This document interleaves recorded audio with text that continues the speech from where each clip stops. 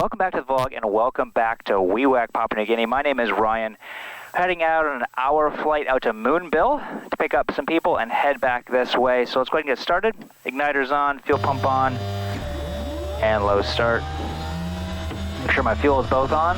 Over 14%, we'll introduce our fuel.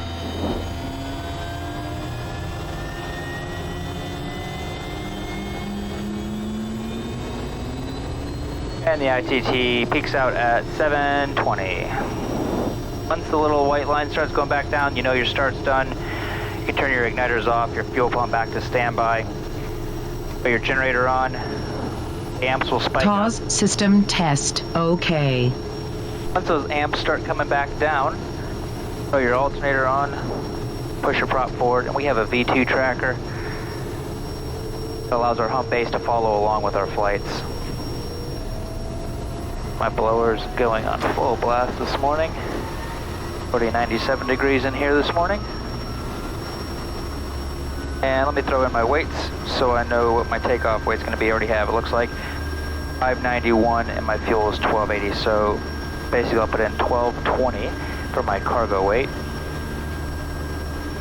So 7160, so we'll rotate at 63 and 75 if we had to come back in. And we'll go out at 12,000 today. All stations, Wewak, November Tango Zulu. We'll be taxiing to runway 28 for a departure to the west-southwest. Break, Moresby 1267, November Tango Zulu, taxi. All right, taxi light on. All right, I guess we'll get them up in the air when we go. All stations, Wewak, Kodiak November Tango Zulu, back taxiing runway 28, Wewak. All right, clear on both sides. Throw our strobes on and our landing light, and then put our taxi back to pulse now that we're on the runway. So on my cargo load today, I'm just flying cargo out to Moonbill, picking up some passengers and then heading back. So a lot of you guys have asked, what do you fly around all the time? And yeah, we fly cargo for missionaries. We also fly cargo for some of the local people out there as well. But today I have a bunch of gas bottles on board. I think I have 8 propane bottles, so basically like a bomb. And then I've got some cargo underneath, just some personal stuff, food, items, and things like that. The people that live out at Moonbill. All right, our fuel caps and selectors are already good. Our TAWs will leave enabled. Our switches and instruments, we've got 12,000. We've got our rotate and emergency speed to come back in. If we had to come back in and land, our flaps are set, indicated, and verified at 20. Our radar's already on standby. My trim's already set up for 50 knots by the, well, 40 knots by the 1,000 foot marker. Then we will abort on the runway by just reversing and heavy braking after takeoff. Pitch for 85 knots. Consider PL, consider feather. Pitch over, right-hand turn to the beach, 80 full flaps, emergencies, masters, and crack my door. All right, ignition, inlet, and lights, done. We'll do SAR once we get airborne. Ignition, condition, flaps 20, fuel and harnesses, 35, so 1520 on the torque. So 50 below that because we have it in bypass. 1470. All right, checklist complete, 1470 and rotate at 63.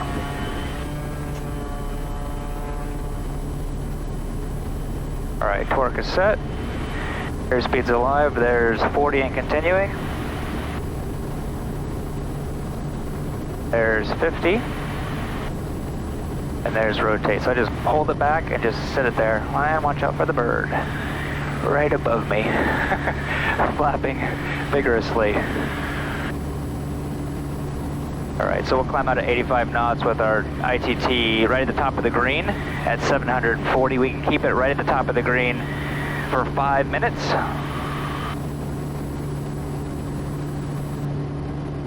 There's 500. Start leveling off over 85. We'll go 10 degrees of flaps.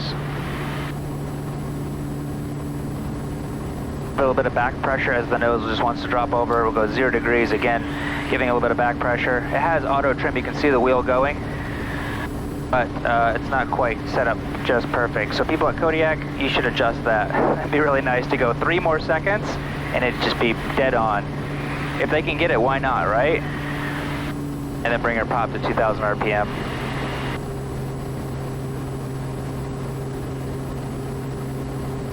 Once we bring our prop back, the blue lever, our ITT should just slowly start working its way down right to like 720 is what it should. So now it's like 726 and it's just slowly working its way down to 720. All right, we'll do our engine inlet back to normal. Our igniters are turned off. We'll leave our landing light on just for a few more minutes until we're out a little bit further, even though there's nobody here. I'm the only one. And we'll turn on track and find some tiny little blue holes through these clouds on our climb out. Orsby 1267, November Tango Zulu departure. November Tango Zulu, go right. November Tango Zulu departed WEWAC for Moonbill, 1 POB. Departed WEWAC time 50, tracking 239er on climb 2000. Estimating overhead Hauna 29er.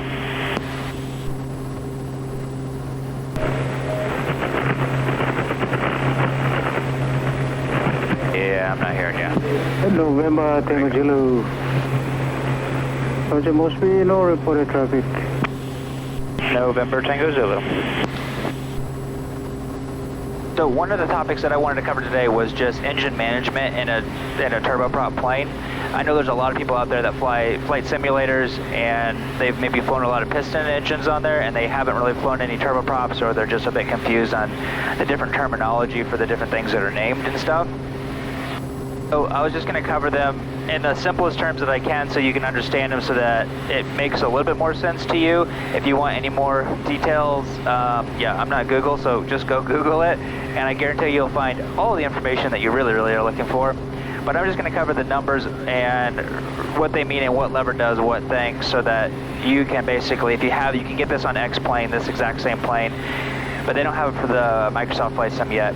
So if you're a developer and you want to develop that, contact me and I'll help you out, get everything you need. So they do have a Caravan, and I also actually have the liveries, basically the paint schemes for this exact same airplane for X-Plane and for the Caravan, and that's down in the link down below in the description. There's a free download for you guys.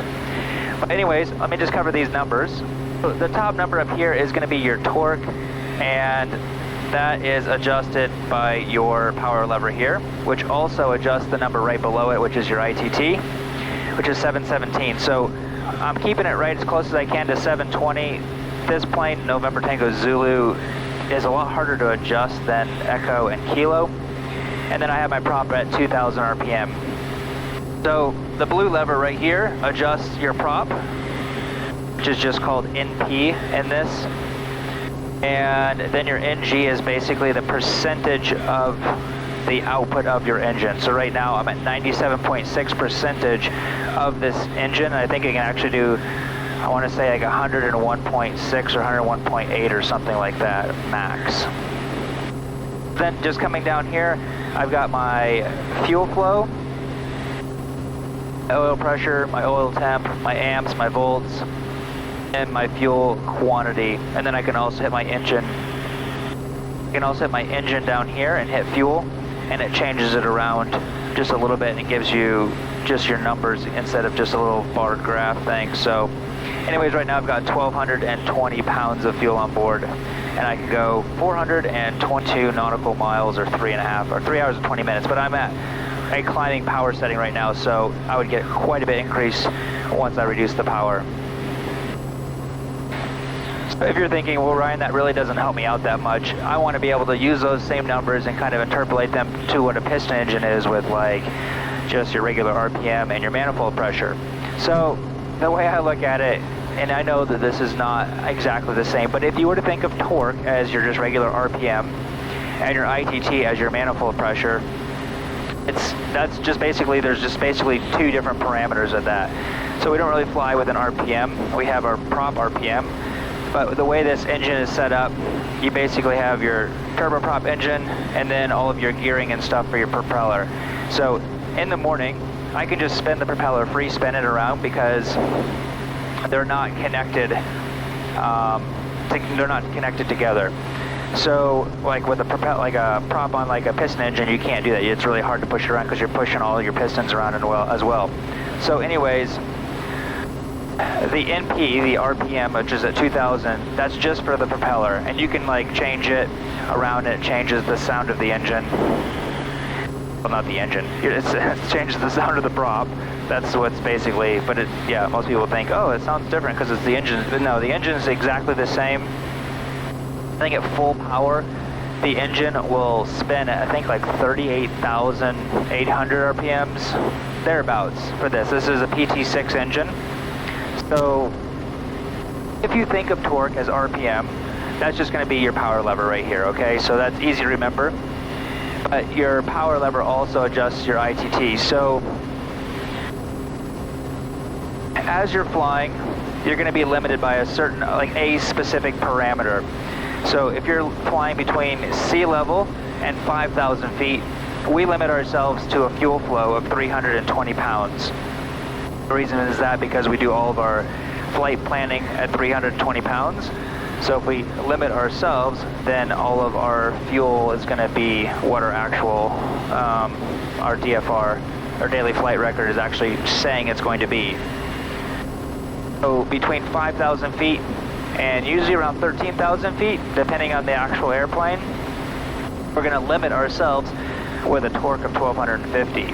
And once we get up higher, I'll show you that my ITT will be below 700 degrees Celsius. So between 5,000 feet and 13,000 feet, we're going to limit our torque right here on the top to 1,250. And then our ITT is going to be probably around 686. Once we get up higher, we'll look at it again. And then once we go over 13,000 feet, then we'll limit ourselves with our ITT just at 700 degrees Celsius. And then our torque will depend on our altitude on how low it will be, but it will be below 1,250. So I know that that probably sounds kind of confusing, but it's really not. I'll throw this little graph up. I've probably already thrown it up on the screen, but this is, yeah, 5,000, you do the fuel flow. Between 5,000 and 13,000 in this aircraft, then you're going to be flying with 1,250 foot-pound of torque. And then above 13,000, you limit yourself to 700 degrees Celsius on the ITT. And then the higher you go, your torque will slowly just drop off. Your ITT will remain right at 700. Doesn't matter how high you go. If you have it set at 700, it'll stay there. But your torque, I guess that'd be a little bit more like manifold pressure, well, and RPM too. But the higher you go, it's going to slowly drop off. So at, let's say, 18,000, you're going to probably be at like 1,100 foot-pound of torque or something like that. If you guys are wanting to watch a video on how to start the actual plane, I have that on my Patreon page. I'll leave a link down below to that. I have a lot of different kinds of content out there, just like how I do my flight planning, my weather planning, how we start the plane, how we do loading of the plane. I do on-the-ground videos. I have one out there where I'm going today, Moonville, where I throw up a drone, fly around, walk up and down the airstrip and show you around. Sometimes walk through the village, sometimes interact with the people there. It's just kind of whatever the day gives me. So if you're interested in that kind of content, check out the link below. All right, we're now level at 12,000 feet. Our indicated airspeed is up to 128. It'll probably get up to 130 here in just a second. So ITT is still setting right at 719, right at close to 720, and my prop's still at 720. So because we're at 12,000, I'm going to bring my torque, the top number, back to 1250. This plane is hard to adjust. I feel like it has extra play in the levers. So we set it at 1250, let it sit there for just a second, and this plane's going to make me a liar. Usually the other two planes are at 13,000 when it does it, but sometimes, like I say, different airplanes respond differently. So let me bring it back to maybe 1220 or 1230 and bring our ITT right down to 700.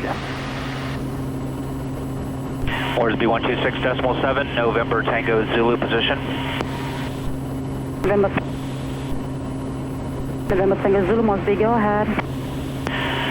November Tango Zulu overhead, Hauna this time, maintaining 12,000, estimating Moonville, time 5:05.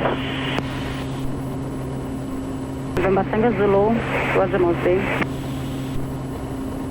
Right, so like I said, we're heading out to Moonbill. The elevation is 3,050 feet MSL, so I've already got 4,100 feet in here for my descent profile, and Betty will let me know when to head on down.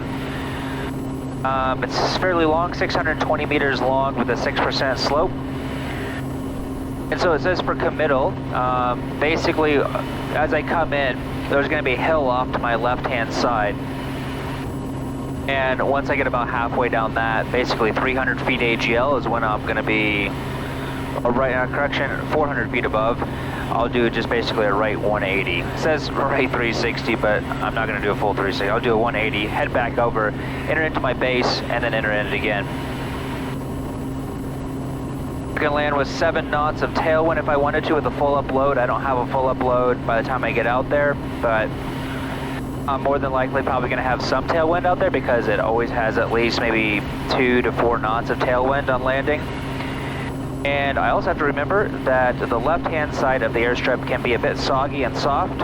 I've gotten stuck there before. So I'm going to land just a tiny bit off to the right of center line and then remain off for the right-hand side all the way up because the whole left-hand side will want to drag your tire in and just kind of slow you down and just pull you right off into the mud. Then it's a huge pain in the butt to pull your airplane out. I've had to do it before.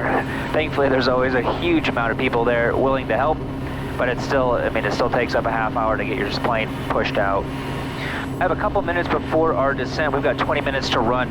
I wanted to cover the headsets. A couple of you have asked in comments what headset I'm using. This is the Clarity Aloft. I'm not sponsored by them, and these are not, I'm not an affiliate or anything like that. This is just something I've used for the past, I think, 12 years or so. And I have 2 different ones. I have like their cheaper one that I think it's around $525. I don't know. I think that's what it was, around that. And then this is their professional one, which is $750, I think.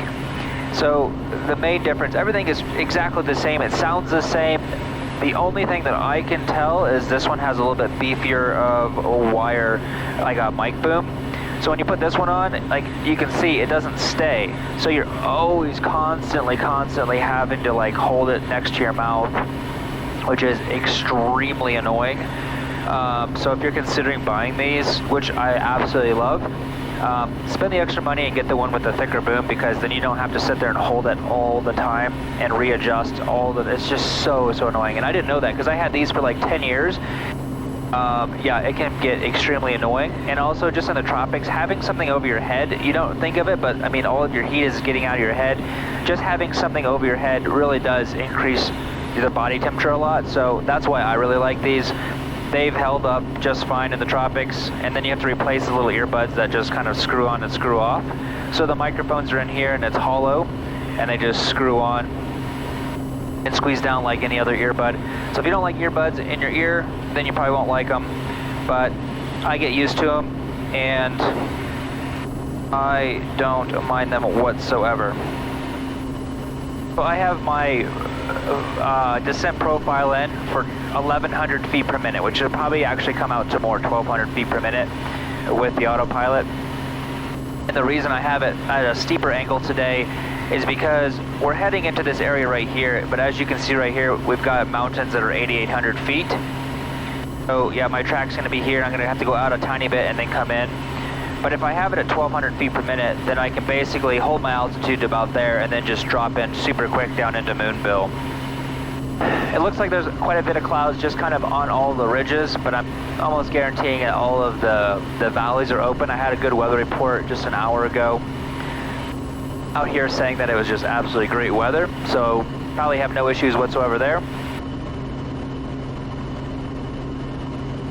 If you guys are in the market for getting some new sunglasses, I have these on my website. They're the same frames as the American Optics ones, like the military ones, and they've got glass lenses, so they're scratch resistant.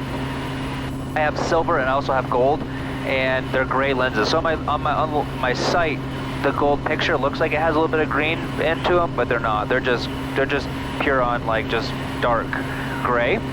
Anyways, yeah, they're really nice. They're not polarized, so they don't mess up with any screens or whatnot. I don't really like polarized that much, but I have them on my site if you are interested in helping the channel out at all. If you guys want to fly this exact same flight out here to Moonbill on either X-Plane or Microsoft Flight Simulator 2020, I'll leave a link down below again to my Patreon page. I have a lot of these different flights all around Papua New Guinea, so if you want to experience PNG for yourself at home, I have a lot of different really cool flights that you can simulate and fly along with these videos. They're not 100% real time because I don't really want to make an hour-long video, and this is an hour-long flight.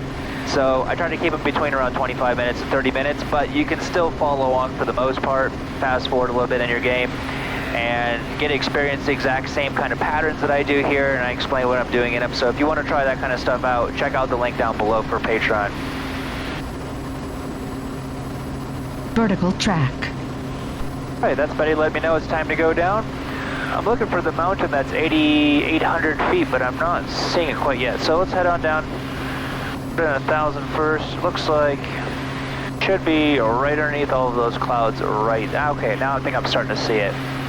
So, yeah, we'll see how this goes.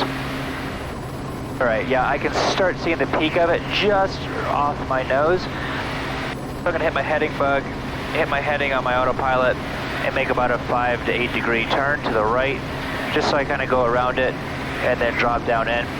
There's a lot more cloud out here than I was kind of expecting. I'm hoping that it's not overcast. It doesn't look like it will be. And it looks like I'm starting to, you can see all those little kind of blue, like kind of dark blue holes kind of punched all through the clouds. It's always a great indication that you'll be able to find enough little wiggle gaps to get through where you need to, and then probably underneath of it, it's going to be really, really nice. We're just 5 minutes out. We'll check our brakes, our selectors, our fuel's still balanced out well enough. We'll do our TAWs here in a minute while I get my head up and down. I'm just going to leave it on. Our VREF, we're 6840, so we'll be landing at 72 knots. We can do our landing light. We'll do our engine inlet here in a minute when we slow down a little bit. Our board we already talked about, but it's 400 feet above the ground, so 3,400 feet. Basically alongside the hill, there's a little kind of tree thing that comes out, you can kind of see.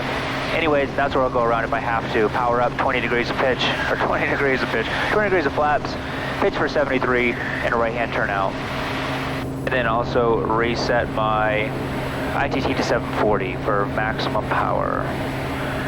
Up in harness here, we'll do in just a second. This mountain over here, actually all the mountains are really cool.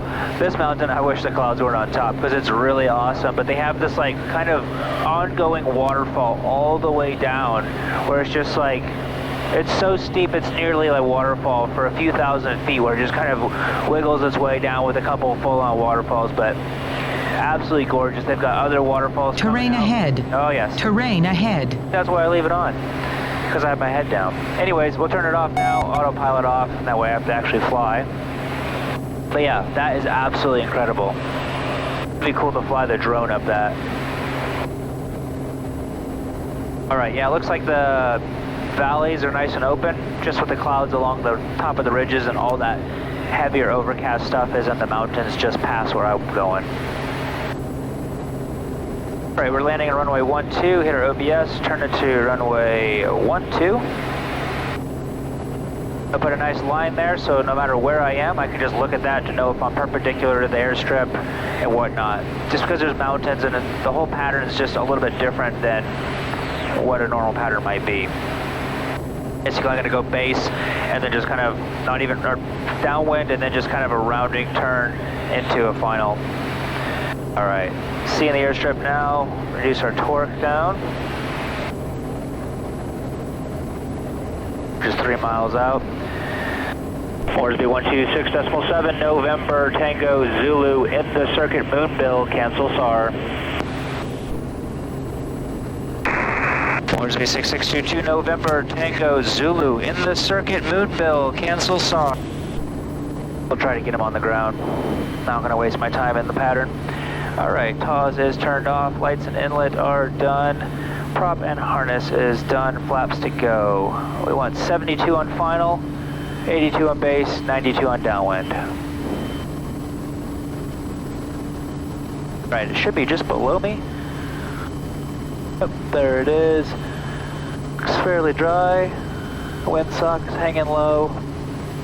I don't see anybody on there.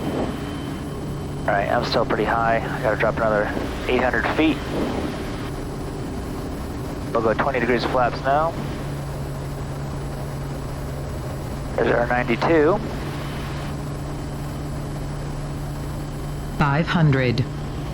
And slowly just bring my power back up to like maybe 300 foot-pound of torque, and then kind of slow my descent rate so that I don't just fly right up by my 4,100 feet. The chimes let me know I'm within 200 feet.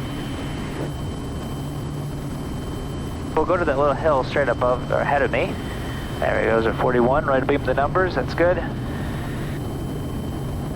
Going to lose 300 feet right here, so we're going to go down to 3,800 feet and then we'll turn our base.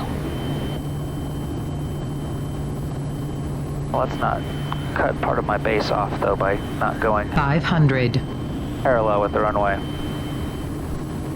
And we'll turn final at 3,600 feet.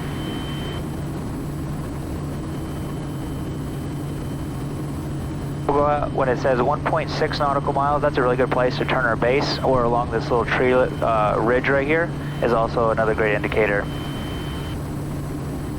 All right, turn our base. And slow into 82.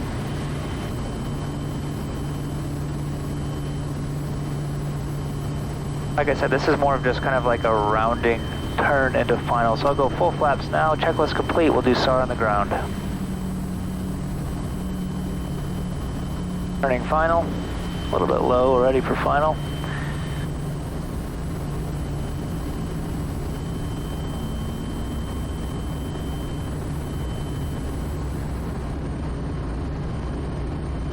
Got 1 knot of tailwind right now.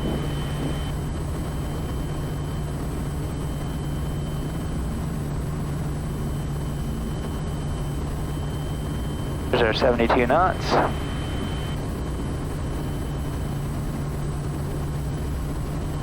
$500.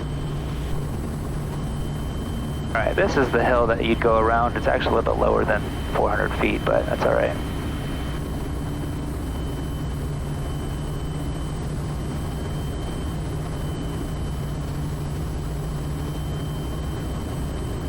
All right, now I've got 5 knots of tailwind, just like I thought.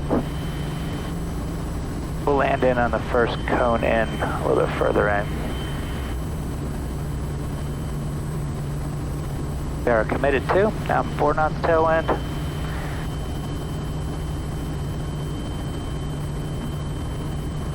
It's a little wet, actually.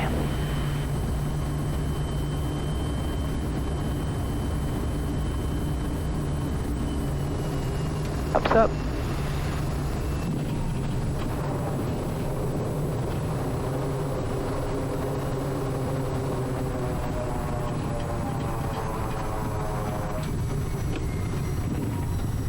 Alright guys, this is Moon Bill. Hope you guys enjoyed that flight. It was a nice day, so I did.